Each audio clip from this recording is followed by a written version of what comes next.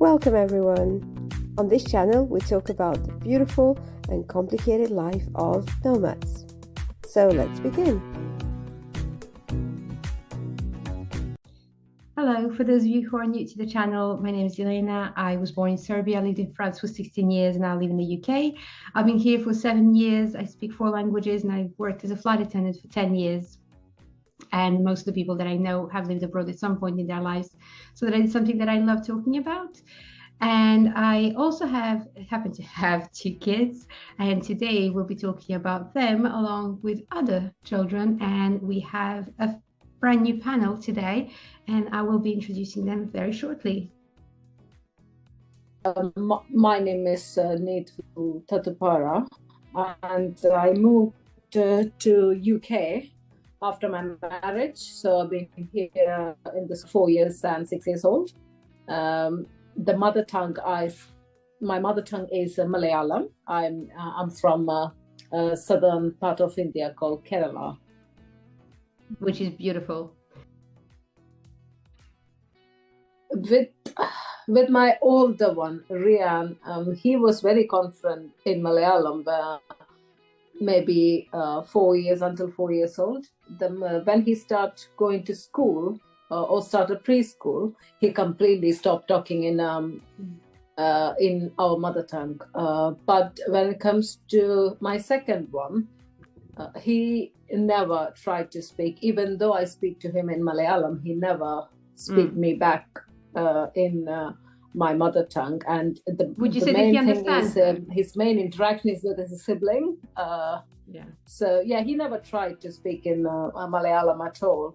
Rian still understands Malayalam, but Ronan, I'm not sure how confident he is in his vocabulary. Like if I use some specific Malayalam words, I don't think he will understand. But Rian can clearly understand, but he never tried to speak back to me.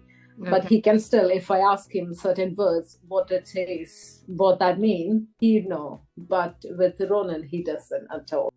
Do you mostly speak English? No, I still speak Malayalam. I always speak at home. Me and my husband, we talk to each other in Malayalam. And I try to communicate my best.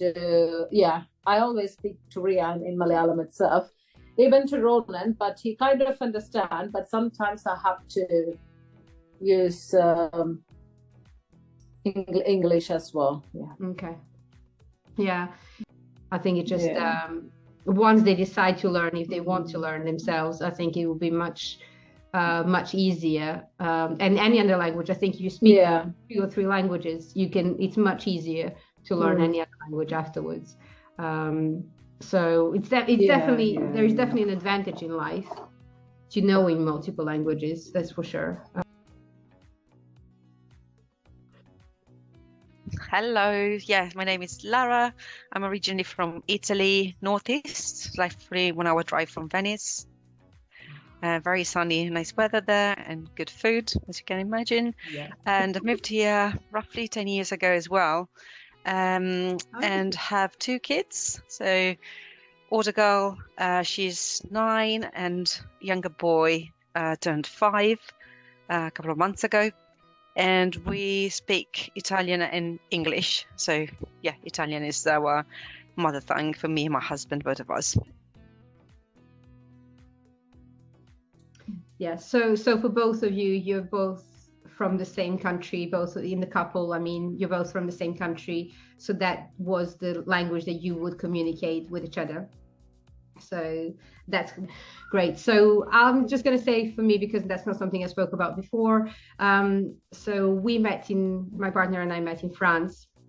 And so our language, but we communicated in English, I think, from day one. We only had French Wednesdays where we would talk to each other in French.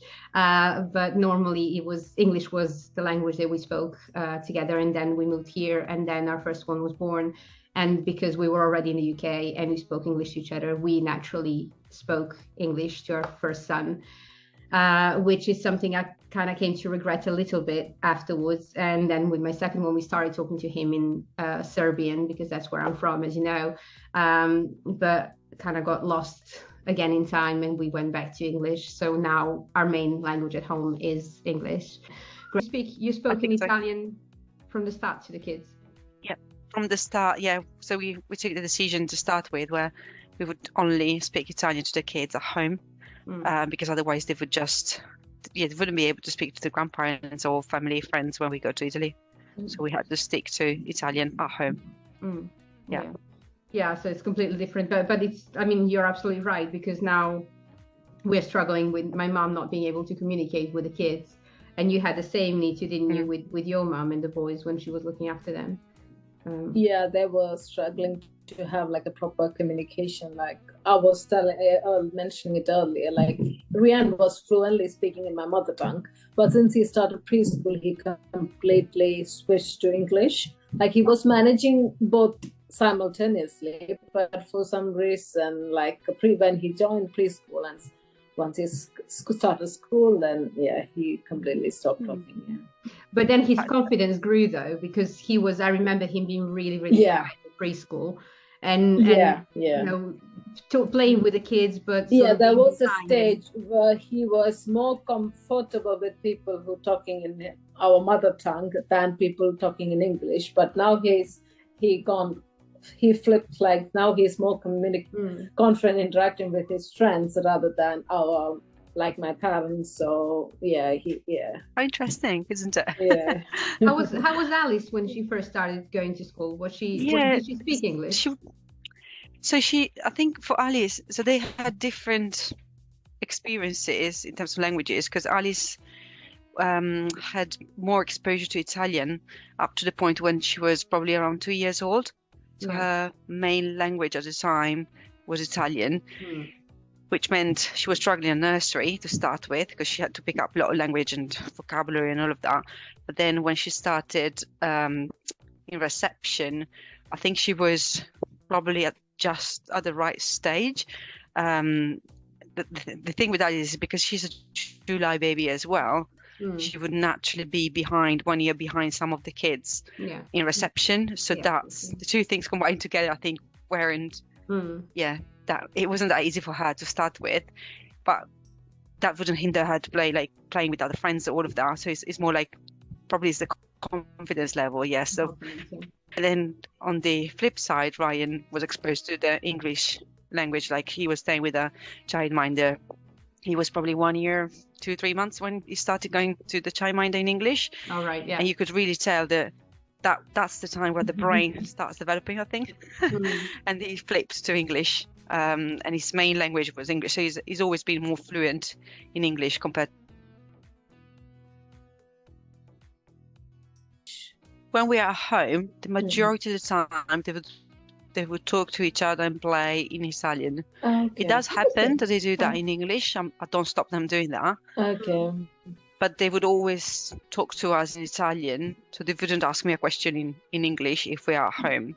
And I did, for some reason, sometimes I reply in English. If we jump in the car from talking to someone in English, jump in the car, I carry on in English. And Raya would turn me off and say, Mom, you talk to me in Italian. Because that's natural language between us in the family, I think. That's nice. Oh, that's good. Yeah, it's really funny. I can't remember Alice doing that, but Raya is really clear on the difference between the two languages, funny enough. School language is English, home language is Italian, and that's how it should be. That's how. My name's Fabrice. I'm a bit of a fraud here because I'm second generation in a bilingual family rather than first like all you guys. So I was born and raised in the UK in Slough, and English really is my mother tongue, but I have a French mother, and I do speak French. I was packed off for summers with my grandmother. My mum did try to raise us bilingually, but gave up. And I learned most of my French from living in France and the time I spent in France, really. And obviously I had to learn formally at school. I'm trying, because I have French citizenship and I do feel a French culture, I'm trying to raise my kids with as much French as possible. But I think to say I raise them bilingually is a bit of a stretch. But I also speak Spanish and Japanese increasingly poorly as the years go on. It's about practice. Well, that's my background. Yeah, it's about practice. But no, but it's, you said you're a bit of a fraud, but no, you're not, because you have both sides. I was telling that to Neethu before, because your mom kind of, as you said, tried to raise you in French, tried to teach you French, but she didn't, because your dad is English and he spoke English. It's a little bit like what I've done and what you have done. And so English was your main tongue at home, wasn't it? The lingua franca. Yeah. I'll probably straight away, actually. I probably, I don't know, I'll have to ask my mum whether my first words were English or French. But when it was, when I was learning to speak, my mum was speaking to me predominantly in French. It was only the years when it sort of dropped away and became non-existent. Yeah. In fact, we had a good chat today in English. In English. Okay, yeah, fair enough. I speak to my parents every day, and we have a video chat with them every week. Over these years, they can understand, but they still struggle to communicate back with them in our mother tongue. She was here during the long summer term break. Your mom. And they were really struggling to have a conversation with each other, especially with the British accent. My mom was really struggling to understand what he was saying. And she was completely talking in pure Malayalam. When I talk to them, I do mix some words in English. So I have to become like a mediator between them, like translate the language. My younger one can't understand at all, but my older one still needs some help, but he's much better. He used to speak fluently in Malayalam, but he completely stopped 2 years ago. I'm hoping when he gets older, he would build that interest to learn the language back. It's in him. I can feel it, because it's just it doesn't come out. No, it needs to come from him now. I think it's, as you say, it's in him. He knows it. He knows the difference. He knows it's there, and then he needs to decide when he wants to learn. Lara, you were saying that was the main reason why you guys decided to teach them Italian from day one. It was the grandparents, wasn't it? The grandparents basically don't speak English, so we really wanted them, both kids, to be exposed to the Italian culture and family and friends relationship, and have a real experience of what would be like living in Italy. So the only way they could do that is through communication and being able to talk and play with the little kids there as well. And I find that the fact they can speak Italian fluently is really helping them enjoying the holidays, family trips and all of that, particularly when they play with little cousins and friends, because they can actually understand each other very well, and it feels like as if they are Italian kids in a way. So they feel like part of it, and I think it's a great asset for them to have in general, because it's that culture element where even though they might not pick every single word they said, they do understand the context and able to communicate with grandparents and particularly with kids at this age, and just enjoy it when we're there. Yeah. Is it because you feel, I mean, obviously you're Italian, but you feel like that's a big part of who you are, even though you live here, you still remain Italian, and you want them to have that heritage as a big part of them? Absolutely. I think really the only reason why we moved to UK was due to work reasons. So professionally it's much better. I personally prefer working UK compared to Italy, but the rest is amazing living in Italy. Like the food, as I mentioned earlier, the food is just great. The weather is fantastic. People are so lovely and lively, and it's just a different culture altogether.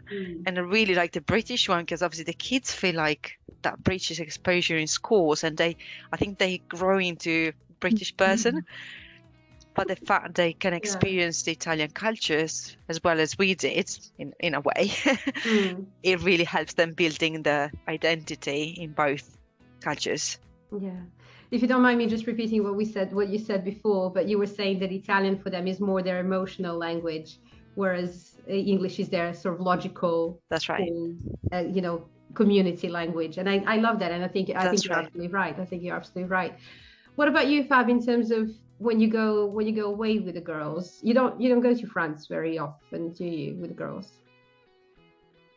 No, I mean, going back to what Lara was saying, it's quite interesting because I quite envy her that, again, being sort of second generation, we're kind of moving further away from the culture. And I almost feel like I'm trying to teach the language, I'm trying to speak the language in a vacuum. And it almost doesn't work because of that, because, the language and the culture, that they go together. Yeah. And that side of it is definitely missing. And I don't know what to do about that. Apart from spend more time in France, but even that's not so easy these days. So, taking them out, it's been great. I've watched the kids tune in to the language when we've been there and when we've got there, and little lights go on as they start to recognise that. Oh yeah, no, Dad wasn't just talking gibberish. This is real. It's this not is just a some real made-up thing. language that only he speaks. Yeah. I mean, I do make up a lot of words as well, so that doesn't help. But the sort of language and the culture, it goes hand in hand. And I think that's the hard part, is when you're trying to teach or, trying to express that in a vacuum, there's no substitute for being there, is there, really? No. Have you found a difference, Fab, between, say, your older one and your younger one? Have you found a difference in terms of when you started speaking to them, and even now, if you speak to them in French, do you find a difference if they repeat the words in French? Definitely. A bit of background. So my youngest was born about 6 months before the COVID lockdown. And when my wife finished her maternity, it was time for her to go back to work. She was designated as a key worker. So I spent a lot more time with my youngest than my eldest in those formative years. And I spoke almost exclusively to her in French, because that's really easy. Back at you, I can just jabber away. And we found that her speech, probably, due to a number of factors, due to lockdown and stuff, but her speech was delayed, and we basically chickened out. We got to a point where we thought, oh, she's going to be behind at school. She's young for her year as well. We were thinking about all those things, and we basically agreed between us, no more French, English only. And then her speech started to come on in English. I'm still behind, but now I've tried to go back to the French, and interestingly enough, she seems to remember. She seems to have a retention. When she repeats the words back, the accent is much, much better than my eldest, who's been exposed to more time, if you like, but obviously didn't have that sort of one-on-one time with me. But I'm quite amazed that she does seem to have retained something from those baby years. And I'm sure if we'd persevered with it, looking back now, she'd have probably been okay, and she'd have probably been effectively sort of baby bilingual. Yeah, I think we had exactly the same experience. We had the same experience. So I did the same, purely English, mostly English with the older one, and then with the younger one, I started in Serbian. I exclusively spoke in Serbian to him, again, COVID baby, and then started worrying, same as you, started worrying that he was going to be behind, that he wasn't going to speak English on time, preschool or whatsoever, and, so on. So then switched completely into English. But for us, it's completely different, though, because he refuses to speak Serbian. Even now, he doesn't want to repeat words in Serbian, whereas our oldest one is getting better and better in Serbian. And the youngest one just kind of refuses. I don't know if it's because he feels that's what blocked him unconsciously. That's what blocked him in the early years. He couldn't talk to his brother. He couldn't talk to his friends, and kind of refuses to talk, a bit like you and your oldest one, Neethu. But then now, weirdly, he's passionate with French. He just wants to learn French. He's obsessed with French and wants me to read to him in French. And he just, I don't know. But it's, whereas that's not, it's a language that we read to them, and they know it exists, and we speak, a little bit. But It's not something that we actively try to teach them, but it's just weird, isn't it? Just what their brain will pick up, and that they will just block on something because they feel like it's not helping their social skills. I think that's the main thing. It's for their social skills and sense of community, and they feel that that's blocking them in their lives and kind of belonging with their peers. They will just shut it down. I think it's harder for you, isn't it, being trilingual, because you've got two languages to feed. So, and I always wonder how you prioritize. Yeah, because like Lara was saying, you are Italian, and that's who you are. That's and same for you, Neethu. That's part of who you are. For me, it's a bit more difficult because I was only 12 when we moved to France. So, and I lived longer actually in France than I did in Serbia. So I'm really, my mom should. I hope my mom doesn't hear, but I do feel in many ways more French than I feel Serbian. Definitely French. So, yeah, I am more French. So it's how you choose, and also French will be more useful to them than Serbian. Serbian will be useful when we go there on holidays. 5 days, 10 days a year, whereas French, potentially, is a career changing, thing for them later on and things like that. But yeah.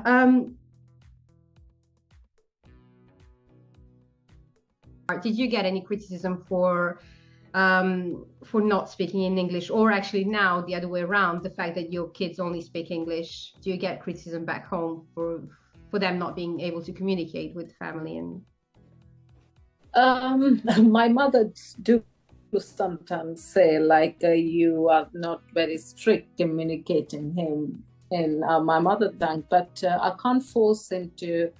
All I could do is to talk to him in my mother tongue. I can't force him to reply only back to me, otherwise I'm not going to understand, or something like that. So I do get, but I think I think you're doing brilliantly he really struggled to communicate. Yeah, I think you're doing great with being persistent, because I would find it very difficult to speak in one language if anyone would reply in another language. I would automatically switch on to that language. The fact that you're sticking to your mother tongue and that you're only speaking that language to them, even though they're replying in English, I think it's really, really good. I can't do that. I don't do that. And you're the same, Fab. Yeah, at least they can understand that. I'm happy with it. I don't want them to completely lose that touch with the language. So that's why I still communicate. Me and my husband talk to each other. At our home, that's our primary language, but it's just they still not there to pick it up. I still believe one day they may want to learn it and start speaking. Yeah, I think so. I think, as I said before, as long as we give them those bases, and they know, and they have the accents, and they have the different languages, and they know the words, they have the words somewhere in their minds. As you said, for your youngest one, Fab, that even that she kind of remembers the things that you taught her when she was tiny.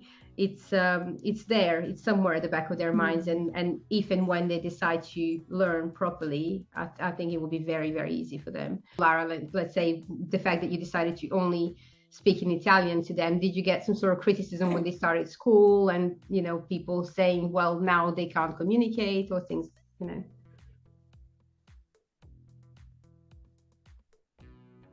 Not really, to be honest, because I think there's so many people coming from different cultures into UK. Particularly, we used to be in London with the oldest one, and then moved here in this area, so a bit outside London. But still, the area is quite mixed. So there are kids that literally don't speak a word in preschool or nursery when they join, while my kids still are going to exposure to baby songs or whatever, like television. They would still have basic vocabulary to use. Okay. And even when they were much younger, so from around 5-6 months of age, we taught them the sign language. So even they couldn't say a word in either Italian or English at the time, they could communicate really well because they knew the sign language. So I think they didn't feel like there was a barrier, because they could express whatever they wanted, the basics obviously, like drink or play or whatever. So that really helped, I think, with the transition from not being able to talk in either English or Italian, and being able to still be able to communicate with the others. And so I did some research and found out that baby signing is a thing, and it actually worked fantastic. Like, I was Really good. shocked, because the kids, you think they don't understand, but actually they're so clever, and they can sign milk, for example, from 2-3 months of age. It's unbelievable. So it's it was mind blowing at the time, but then it was such a success story with the oldest one. I did the same with the youngest, but I think the second one, being the second one, they pick the easy words, or it's easier for them to pick the language from the first child. So it's not as much of a struggle as being first child for the second ones. It's much easier for a second child. Yeah. So did your second one start talking earlier than your first one? Yes, he did. Actually, he did. Okay. But it was more. I think it was the fact that he went to a childminder at the time, so like a English-speaking person. And technically, I think English language is much easier than Italian language in terms of verbs and there's adjectives or whatever. The way the structure is much easier. So he would come up with English words much quicker than the oldest one. Okay. This one, Fab, was using sign language very well. Yeah, she, I mean, like I say, her speech is delayed and she still struggles forming certain sounds, certain words. But yeah, from the get-go, she would sign, and it was a lifeline to her, because she gets incredibly frustrated when she can't get her point across, incredibly frustrated. And so just to be able to communicate something. Yeah, well, yeah. I like to think I'm a bit more laid back than that. But anyway, yeah, she, for her, as her communication skills get better, I see her getting less and less frustrated. So whatever works, really, if it's sign language, English, French, whatever gets the point across almost is the important thing. Yeah. Okay, I'm going to let you guys go soon. So I just wanted to ask you one last question. Do you feel like you've had the right approach towards languages with your kids? Fab?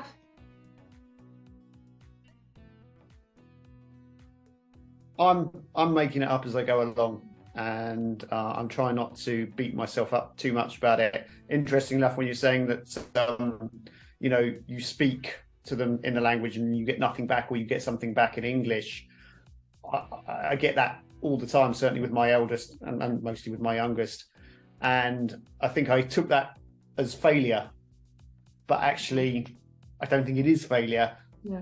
And I go with now, anything that I can do has got to be better than nothing. So that's the way I play it now. Anything I can give them. I should have finished with you, because that was kind of my conclusion. And hopefully. Okay, we'll go to Neethu. What do you think? Sorry. It's okay.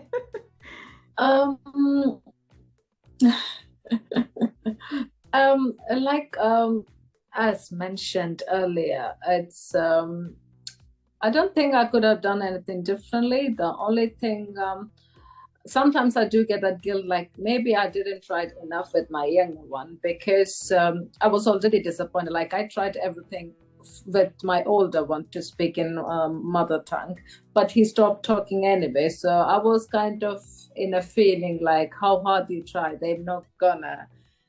So I didn't take that much effort with my younger one. That's the only guilt sometimes. But yeah, I don't know. No, yeah, you can't force them, and it's yeah. Okay, I'll say that later, but I'll let Lara. I don't know what's the right way with this one, like how we could. I've seen, some families it works, some families it doesn't. Yeah, exactly. Yeah, Lara. Yeah, no, so far it's going great, because I'm happy.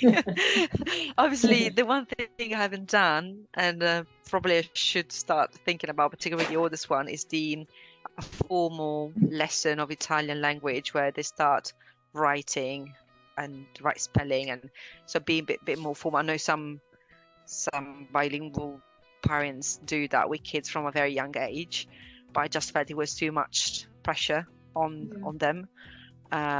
But I should start looking into it probably at some point, so that if they wish to study or like go back to Italy one day, they'll have the confidence to also write and know the vocabulary and all the nuances of the language there.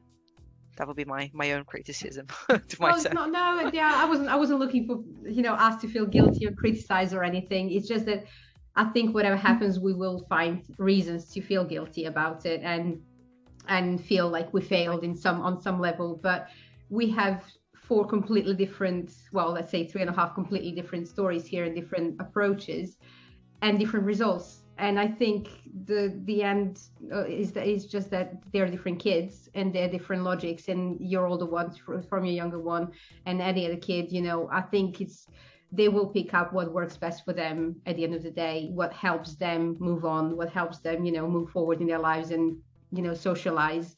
And some of them will be happy with both. Some of them will just choose one over the other, and we don't know which one. They could have, your kids could have picked up your mother tongue and not wanting to learn any English or really struggle learning English, whereas no, they actually decided, no, this is now going to be my language, and they stuck to it. And I think for us is the same. They will choose, and I think teaching them, as you say, doing lessons and teaching them properly and reading and things, as you say, I think they were quite young, but if they already speak and if they're fluent, I think that's the main thing. If they can communicate, that's the main thing. But for later on, it needs to come from them. If they want to learn, they need to, if they want lessons, because that's something that they really need to focus on top of school, on top of everything. So I think that needs to kind of come from them. Sorry, Fab, you were going to say something. Yeah, I think, almost, I think obviously being able to communicate in another language is a wonderful thing, and certainly being able to communicate with their families is key and essential. Yeah. But I think one of the biggest benefits of having more than one language in your head is a certain sort of neuroplasticity. It's having 2 different ways to conceive the world and look at the world. And I think if you can give them that, the communication and being able to speak, that that's almost a great sort of side effect. But if you can give them that sort of wider view on the world as well, I think that's a wonderful thing to have to equip your children with. Yeah, exactly. And I think that's a great way of finishing. I think it's just that I think the more words you have to express one idea, the more open-minded you are, and the more open-minded you are to other people and to the viewing other points and other cultures and everything. So I think vocabulary in itself in one language is great. To have a big vocabulary in multiple languages, it's even better. And that's kind of what you were saying. So thank you for that.